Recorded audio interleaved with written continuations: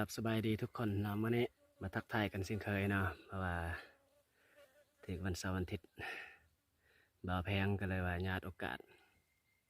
ญาติเวลามาทำสวนมาเฮ็ดสวนเนาะเฮ็ดสวนขุดทางยางพารานะสร้างสาเฮ็ดสวนยางพาราเนาะนะทำอิฐเราก็จะมีการขุดทางในการให้มันละเอียดแล้วจึงได้ขุดคุมใส่นะแล้วเป็นอะไรนะขุดทางยางพารานะขุดบอนจะปลูกยางพาราว่าซั่นซะนะเพราะเขาก็บ่มีอีหยังครับได้สร้างได้ซาตามกำลังที่มีพยายามเฮ็ดพยายามทำเท่าละหน่อยเพื่อสร้างเศรษฐกิจครอบครัวในยามยาวนานนะอันนี้บ่าวแพงเองก็ตั้งอกตั้งใจที่จะเฮ็ดที่จะสร้างนะเพราะว่าเขาบ่มีเถอะบ่มีเราจึงเฮ็ดจึงสร้างนะฉะนั้นแล้วเป็นอะไรก็ไปเบิ่งติดตามบ่าวแพงกันเนาะคลิปนี้นะ ว่าเฮ็ดหยังแดก็ทำหยังแดนอกจากนี้แล้วนะเวลาพักเวลาพรทุกๆเสาร์อาทิตย์เราก็ต้องได้ญาติเวลามาจังซี่อยากมีการเป็นอยู่ที่ดีขึ้นแล้วเฮาบ่สร้างบ่สามันจะมีได้อยู่ไสนะเฮาก็ต้องเป็นคนที่พยายามบุกบืนห้าวหันนะฉะนั้นแล้วก็ฝากติดตามกันนะคลิปนี้นะว่าบ่าวแพงกดคุมจะได้จักคุมมื้อนี้แต่ละมือแต่ละวันนะผ่านมาเฮาก็ขุดแล้วนะขุดตามเส้นทางทางนั้นเสาร์อาทิตย์แล้วได้3 แถวนะ3 แถวก็ประมาณถึง70 ปลายคุมนะมื้อนี้ก็จะได้จักคุมกับบ่แน่เด้อนะโอเค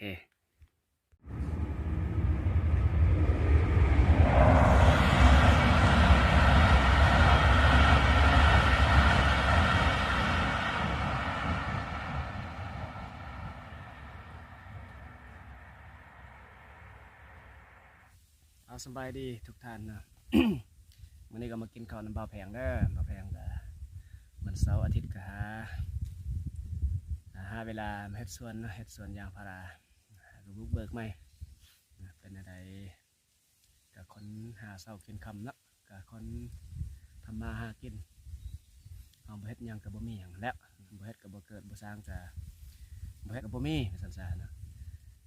ฉะนั้นแล้วก็ได้เวลาพักผ่อนในตอนนี้ก็ประมาณ12:30หรือ1 โมงยังละประมาณ1 โมงกินข้าวเที่ยงนะมาคนเดียวนะมากินข้าวน้ำกันข้าวเหนียวจำแจวนะได้บ่มีบวงนะมามนี้นะบ่มีบวง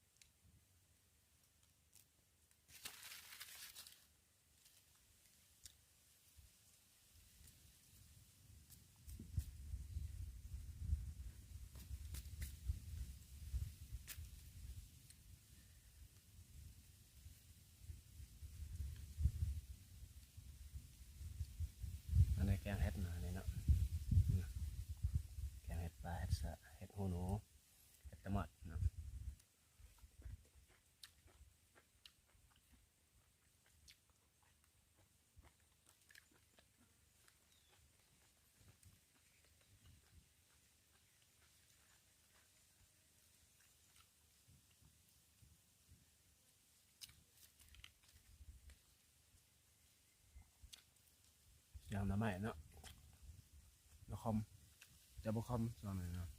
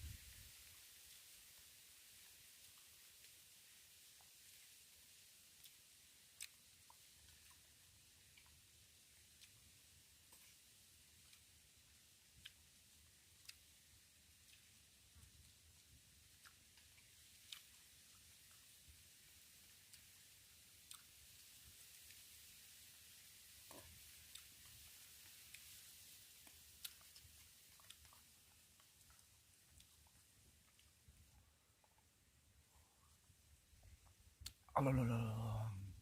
แซ่บหลายแซ่บหลายค